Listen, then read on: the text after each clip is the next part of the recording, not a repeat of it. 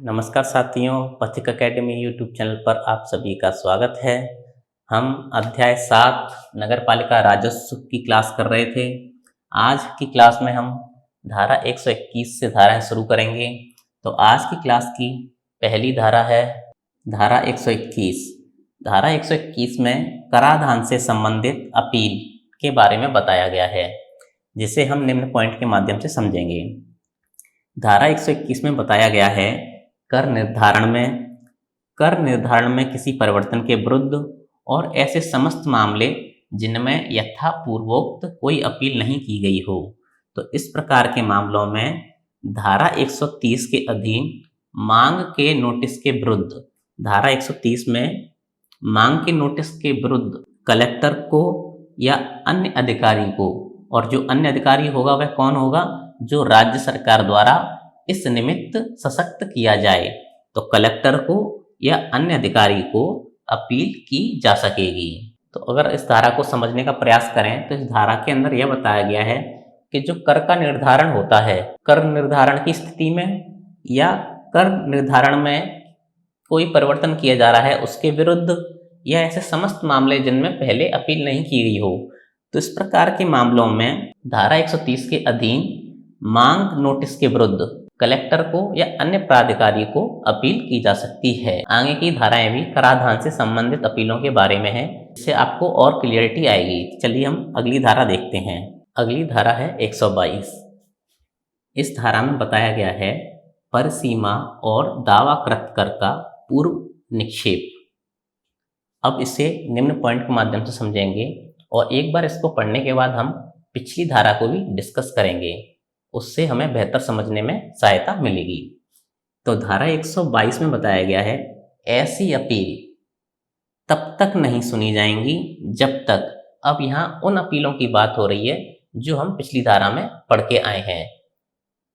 और पिछली धारा में हमने पढ़ा था कि कर निर्धारण या कर निर्धारण में परिवर्तन या ऐसे मामले जिनमें पहले अपील नहीं की गई है, यदि उनको समझने का प्रयास करें तो इस प्रकार समझिए आप कि मान लीजिए आप नगरपालिका क्षेत्र में रह रहे हैं और आप पर कोई नया कर लगा दिया जाए, अर्थात कर का निर्धारण कर दिया जाए, तो उसके विरुद्ध आप अपील कर सकते हैं यदि वह अनुचित हो तो। और उसी प्रकार आप पर कोई टैक्स पहले से ही लग रहा है और उस टैक्स में परिवर्तन कर दिया जाए, और टैक्स परिवर्तन हो सकता है उसकी रेट को बढ़ा दिया जाए, क्योंकि रेट बढ़ने पर ही आप अपील करोगे, कम करने पर तो कोई अपील नहीं करता। तो अगर नगरपालिका द्वारा जो टैक्स आपसे लिया जा रहा है उसकी दर को बढ़ा दिया जाए या किसी अन्य प्रकार का परिवर्तन कर दिया जाए, ऐसे अन्य मामले जिनमें पहले अपील नहीं की हो, उनके विरुद्ध कलेक्टर या अन्य राज्य सरकार द्वारा सशक्त अधिकारी को हम अपील कर सकते हैं। तो यहाँ उन्हीं अपीलों की बात हो रही है। तो धारा 122 में बताया गया कि ऐसी अपील तब तक नहीं सुनी जाएंगी जब तक, अब निम्न पॉइंट के माध्यम से समझिए, कब वह अपील सुनी नहीं जाएंगी। वह अपील भूमि या भवन या दोनों पर निर्धारित कर के मामले में आदेश की संसूचना की तारीख के पश्चात अगले 30 दिन के भीतर आदेश प्रति प्राप्त होने का अपेक्षित समय छोड़कर। तो यहाँ इस पॉइंट का अर्थ यह हो जाएगा कि मान लीजिए वह कर जिसके संबंध में आप अपील करने वाले हो, यदि वह कर भूमि, भवन या दोनों आदि से संबंधित है, तो जब उस कर का आदेश आपको प्राप्त होगा उस तारीख के अगले 30 दिन के भीतर आपको अपील करनी पड़ेगी। और इस 30 दिन के समय में उस समय को छोड़ दिया जाएगा जब आदेश की प्रति आपको प्राप्त होने का जो अपेक्षित समय होगा। जैसे मान लीजिए कोई आदेश नगरपालिका ने 20 तारीख को अपने यहाँ से भेजा, तो और नगरपालिका उम्मीद करती है कि वह आपको 25 तारीख तक रिसीव हो जाएगा, तो 5 दिन को छोड़ देगी और काउंटिंग 1 महीने की या 30 दिन की जो काउंटिंग होगी वो 25 तारीख से शुरू होगी। तो इसलिए जो आदेश प्रति प्राप्ति का अपेक्षित समय है उसको छोड़कर अगले 30 दिन के भीतर आपको अपील करनी पड़ेगी। अगला पॉइंट देखें, किसी अन्य कर के मामले में कर निर्धारण परिवर्तन के नोटिस की प्राप्ति की तारीख के पश्चात अगले 30 दिन के भीतर हम यहाँ पढ़ रहे हैं भूमि या भवन से संबंधित कर, और नीचे की लाइन में दिया गया है कि अन्य किसी और प्रकार का कर। इसके केस में भी अगर कोई कर निर्धारण या कर निर्धारण में परिवर्तन के विरुद्ध आप अपील करना चाहते हैं तो जो नोटिस आपको प्राप्त होगा उस नोटिस को प्राप्त करने के 30 दिन के भीतर भीतर आप अपील कर सकते हैं। अब अगला पॉइंट देखिए आप, यदि नोटिस नहीं दिया गया हो तो कर निर्धारण और कर परिवर्तन के अधीन प्रथम मांग की तारीख के पश्चात अगले 30 दिन के भीतर भीतर अपील कर दी जाए। अब इस पॉइंट को आप इस प्रकार समझिए कि मान लीजिए जो नया कर लगाया गया है अर्थात कर निर्धारित किया गया है या पिछले कर में कोई परिवर्तन किया गया है, उससे संबंधित नोटिस, चाहे वह भवन या भूमि का कर हो चाहे अन्य मामलों का कर हो, उससे संबंधित नोटिस आपको प्राप्त ही नहीं हुआ। जब नोटिस ही आपको प्राप्त नहीं हुआ है तो आप 1 माह के भीतर भीतर कैसे अपील करेंगे? तो उस स्थिति में नगर पालिका ने यह नियम बनाया है कि यदि आपको नोटिस नहीं दिया गया है तो जिस समय आपसे उस टैक्स की मांग की जा रही है, जो टैक्स है उसका नोटिस भले ही नहीं आया लेकिन वो मांगा तो जाएगा आपसे, तो जिस तारीख को मांगा जाएगा उस तारीख से 1 माह के भीतर भीतर भी आप अपील कर सकते हैं। उम्मीद करता हूं ये पॉइंट आप समझ में आए होंगे। धारा 122 में एक पॉइंट और बाकी है जिसे हम आगे देखेंगे। अगला पॉइंट है कि कब अपील नहीं सुनी जाएगी, उसके बारे में कि आवेदक ने उससे दावाकृत रकम नगर पालिका कार्यालय में जमा न करा दी हो, अर्थात जो व्यक्ति अपील करने वाला है उससे नगर पालिका द्वारा टैक्स की मांग की जा रही है तो उसने टैक्स की रकम को जब तक नगर पालिका में जमा नहीं कराएगा तब तक नगर पालिका उसकी अपील को नहीं सुनेगी। आगे इसी पॉइंट में दिया गया है, परंतु अपील प्राधिकारी निबंधन और शर्तों के अनुसार उल्लेखित रकम, जिस रकम की यहाँ बात की जा रही है, उल्लेखित रकम को जमा कराए बिना या कम राशि जमा करवाकर भी अपील ग्रहण कर सकता है। तो इस पॉइंट में हो जाएगा, जैसे पहले हम बात कर रहे हैं कि जो अपील करता है उसके ऊपर जो क्लेम्ड रकम है उसको उसे नगर पालिका में जमा कराना होगा, उसके बाद ही अपील सुनी जाएगी। लेकिन अगला पॉइंट यह बता रहा है कि जो अपील प्राधिकारी है जो अपील सुनेगा वह निबंधन और शर्तों के अनुसार जो रकम जमा करानी है उस रकम को जमा कराए बिना या फिर कम राशि जमा कराकर अपील ग्रहण कर सकता है। यह धारा 122 का दूसरा पॉइंट है। लेकिन आप एक इसमें स्टार डाल के चाहे तो नोट बना लीजिए चाहे लिख लीजिए, इस धारा में अधिनियम संशोधन 2010 के तहत परिवर्तन हो चुका है। यानी कि अधिनियम संशोधन 2010 में धारा 122 के खा पॉइंट को बदल दिया गया है। अब इस खा पॉइंट को संशोधन में क्या कर दिया गया है तो उसके बारे में हम चर्चा करते हैं। तो अब संशोधन के बाद इस खा पॉइंट को इस तरह लिखा गया है कि आवेदक द्वारा उससे इस प्रकार की दावाकृत रकम का 25% नगर पालिका कार्यालय में जमा ना करा दिया गया हो तब तक अपील नहीं सुनी जाएगी। अर्थात जैसे हम पहले बात कर रहे थे कि दावाकृत रकम नगर पालिका कार्यालय में जमा करानी होगी, फिर हमने उसमें देखा कि यदि अपील प्राधिकारी चाहे तो शर्तों के अनुसार रकम को जमा कराए बिना या कम राशि लेकर भी अपील ग्रहण कर सकता है। लेकिन संशोधन के द्वारा इन दोनों पॉइंटों को हटा दिया गया है और नया पॉइंट यह है कि जो आवेदक है जो अपील करता है उसे और उस पर जो दावाकृत रकम है या क्लेम्ड रकम है उसका 25% उसको नगर पालिका कार्यालय में जमा कराना होगा, उसके बाद ही अपील सुनी जाएगी। यदि वह जमा नहीं किया गया है तो अपील नहीं सुनी जाएगी। और यह नीचे की लाइन को भी पूरी तरीके से हटा दिया गया है संशोधन में। तो आप इसको याद रखना, इसको मूल अधिनियम का और संशोधन को दोनों को बता दिया गया है। एग्जाम में कई बार क्वेश्चन मूल अधिनियम से ही पूछ लेता है। पिछली किसी परीक्षा में प्रश्न पूछा गया था जिसमें वो धारा संशोधित हो चुकी थी लेकिन उसका सही आंसर मूल अधिनियम वाला ही माना था। तो आपको दोनों चीजें बता दी गई हैं, आप एग्जाम में ऑप्शन के हिसाब से देखकर सही आंसर लगा सकते हैं। अगली धारा है धारा 123। धारा 123 के अंदर खर्चे की बात की गई है। यह खर्चा किस प्रकार का होगा यदि हम इसको समझें, जैसे हमने पिछली धारा में पढ़ा कि जो व्यक्ति अपील करेगा वह नगर पालिका के समक्ष अपील करेगा और नगरपालिका उस अपील पर विचार करेगी। तो इस स्थिति में उस आवेदक का भी और नगरपालिका दोनों के खर्चे होंगे। तो अंत में उस अपील के संबंध में जो रिपोर्ट आएगी उसके हिसाब से खर्चे दिए जाएंगे। आप निम्न पॉइंट के माध्यम से इसको समझिए, आपको निश्चित तौर पर समझ में आएगा। पहला पॉइंट है प्रत्येक अपील में खर्चे दिलाना अपील का विनिश्चय करने वाले अधिकारी के विवेकाधीन होगा।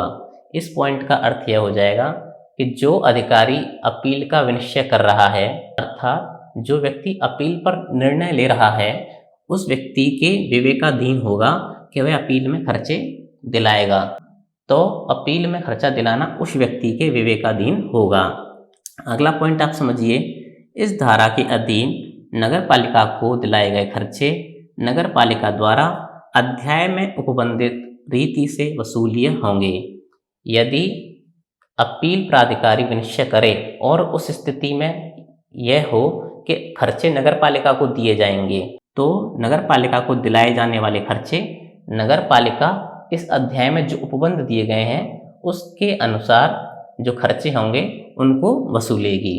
अब अगला पॉइंट देखें, यदि नगरपालिका किसी अपीलार्थी को दिलाए खर्चे का संदाय नगरपालिका को उसके संदाय के आदेश से संसूचित करने के पश्चात 30 दिन के भीतर विफल रहती है, तो खर्चे दिलाने वाला अधिकारी नगरपालिका निधि के अतिशेष की अभिरक्षा रखने वाले व्यक्ति को उक्त रकम के संदाय का आदेश दे सकेगा। अब इस पॉइंट को आप समझिए, हमने पिछले पॉइंट में पढ़ा कि यदि खर्चे नगरपालिका को मिलने वाले हैं तो वह इस अध्याय के उपबंध के अनुरूप या अनुसार खर्चों को वसूल कर लेगी। और तीसरे पॉइंट में यह बताया गया है, यदि खर्चा अपीलार्थी या अपील करने वाले व्यक्ति को मिलने वाला है तो उस स्थिति में क्या होगा। तो उस स्थिति में सबसे पहले तो हम ये जानेंगे कि अपीलार्थी को जो खर्चा मिलने वाला है वह खर्चा नगरपालिका देगी। दूसरा पॉइंट आप ये याद रखिए कि नगरपालिका को इस खर्चे का पेमेंट करने या संदाय करने का आदेश प्राप्त होगा। तो जब नगरपालिका को इस संबंध में आदेश प्राप्त होगा कि आपको अपीलार्थी को खर्चा देना है, तो उस आदेश प्राप्त होने के 30 दिन के भीतर नगरपालिका को अपीलार्थी को खर्चा देना होगा। यदि नगरपालिका ऐसा करने में विफल रहती है या नगरपालिका खर्चा 30 दिन के अंदर नहीं दे पाती है अपीलार्थी को, तो जिस व्यक्ति ने अपील का विनिश्चय किया है, जिसके बारे में हमने यहाँ ऊपर वाले पॉइंट में बात की थी कि जो व्यक्ति जिसने अपील का विनिश्चय किया है वह व्यक्ति नगरपालिका निधि के अतिशेष का अभिलेख रखने वाले व्यक्ति को उस रकम के संदाय का आदेश दे सकता है। अर्थात नगरपालिका ने यदि पेमेंट नहीं किया तो जो व्यक्ति नगरपालिका की निधि के अभिरक्षा में लगा हुआ है, अभिरक्षा के लिए नियुक्त है, तो उस व्यक्ति को आदेश दिया जाएगा कि वह व्यक्ति उक्त रकम का संदाय अपीलार्थी को करे। तो उम्मीद करता हूँ ये पॉइंट भी आपकी समझ में आया होगा। ये धारा हमारी 123 यहाँ समाप्त हुई। अब अगली धारा देखते हैं। अगली धारा है धारा 124।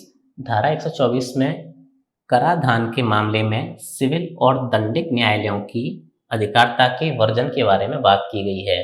अर्थात कराधान के मामले में और सिविल और दंडिक न्यायालयों की अधिकारिता का वर्जन होगा, अर्थात उन्हें अधिकार प्राप्त नहीं होंगे। इस धारा को निम्न पॉइंट के माध्यम से समझेंगे।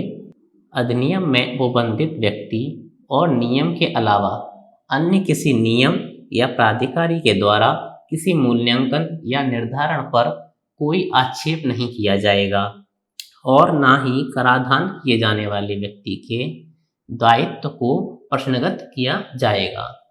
अब इस पॉइंट को आप समझने का प्रयास कीजिए। इस पॉइंट में बताया गया है कि नगरपालिका अधिनियम में जिन व्यक्तियों को और जिन नियमों को उपबंधित किया गया है या अधिनियम में जिस व्यक्ति को अधिकार दिया गया है कराधान के मामले में या जिस नियम के अनुसार कराधान किया जाता है, इनके अलावा अन्य किसी नियम से या अन्य किसी प्राधिकारी के द्वारा किसी मूल्यांकन या निर्धारण पर कोई आक्षेप नहीं किया जाएगा। अर्थात कराधान के मामले में किसी प्रकार का मूल्यांकन किया जाएगा, ना ही किसी प्रकार का निर्धारण किसी अन्य व्यक्ति के द्वारा नहीं किया जाएगा और ना ही कराधान किए जाने वाले व्यक्ति के दायित्व को प्रश्नगत किया जाएगा। यानी जो व्यक्ति कर का निर्धारण कर रहा है उसके दायित्व पर किसी प्रकार का प्रश्न या सवाल न्यायालय द्वारा, सिविल एवं दंडिक न्यायालयों द्वारा या अधिनियम के उपबंध के अलावा किसी नियम और व्यक्ति द्वारा कोई प्रश्न नहीं किया जाएगा। अब इस धारा का द्वितीय पॉइंट हम देख लेते हैं। मूल्यांकन या कराधान कर निर्धारण के दायित्व के संबंध में उसे अपास्त करने या उपांतरित करने का अपीलीय प्राधिकारी का आदेश अंतिम होगा। इस पॉइंट को इस प्रकार समझिए कि जो व्यक्ति अपील अधिकारी है वह मूल्यांकन, कराधान, कर के निर्धारण आदि के संबंध में उस व्यक्ति का आदेश, जो अपील अधिकारी है उसका आदेश ही अंतिम आदेश होगा।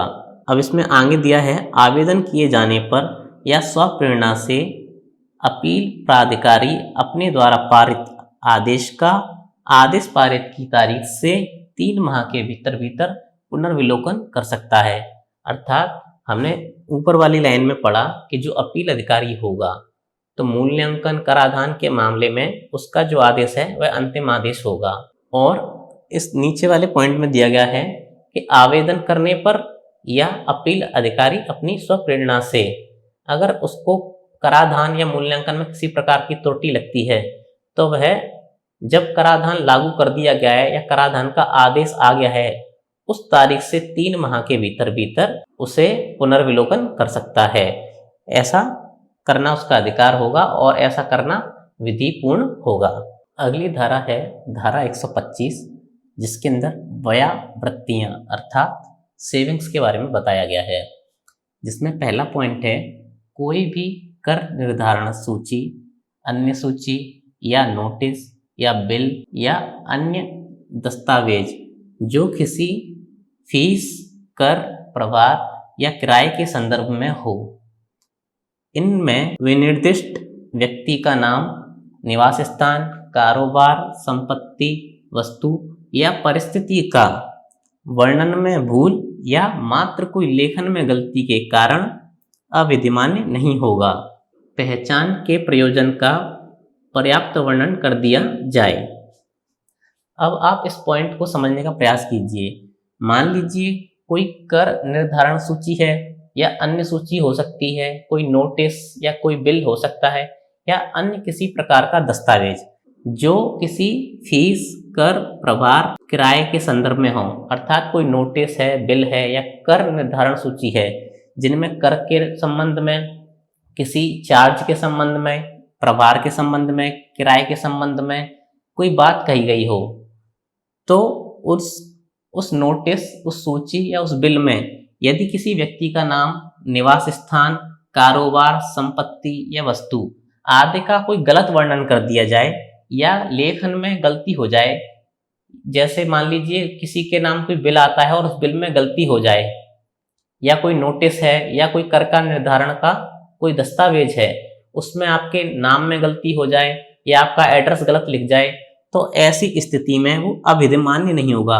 यानी कि अगर कोई गलती से नाम गलत लिख गया है, एड्रेस गलत लिख गया है, तो उस स्थिति में ऐसा नहीं है कि आप उस नोटिस को मानेंगे या स्वीकार नहीं करेंगे। अगर कोई बिल है तो वह आपको देना पड़ेगा, चाहे उसमें आपका नाम भले ही गलत हो। लेकिन इसमें ये याद रखना कि पहचान का प्रयोजन का पर्याप्त वर्णन कर दिया जाए। अर्थात कोई बिल आपके पास नगर पालिका द्वारा भेजा गया, उसमें यदि आपका नाम गलत प्रिंट हो गया है तो वह माना तो जाएगा, वह बिल आपको भरना भी पड़ेगा, लेकिन उस बिल में जो डाटा अंकित किया गया उससे आपकी पहचान हो जानी चाहिए, यह जरूरी है। और इसी धारा में दूसरा पॉइंट है, करों का उद्ग्रहण संपत्ति का हक नहीं समझा जाएगा। यदि कोई व्यक्ति कर देता है किसी संपत्ति का तो वह संपत्ति का मालिक नहीं समझा जाएगा। आज की क्लास में हम इतनी ही धाराएं पढ़ेंगे। अगली क्लास में हम धारा 126 से 130 तक का अध्ययन करेंगे। उसके बाद धारा 121 से लेकर 130 तक की धाराओं की MCQ प्रश्नों की क्लास होगी, जिसे आप जरूर देखिएगा।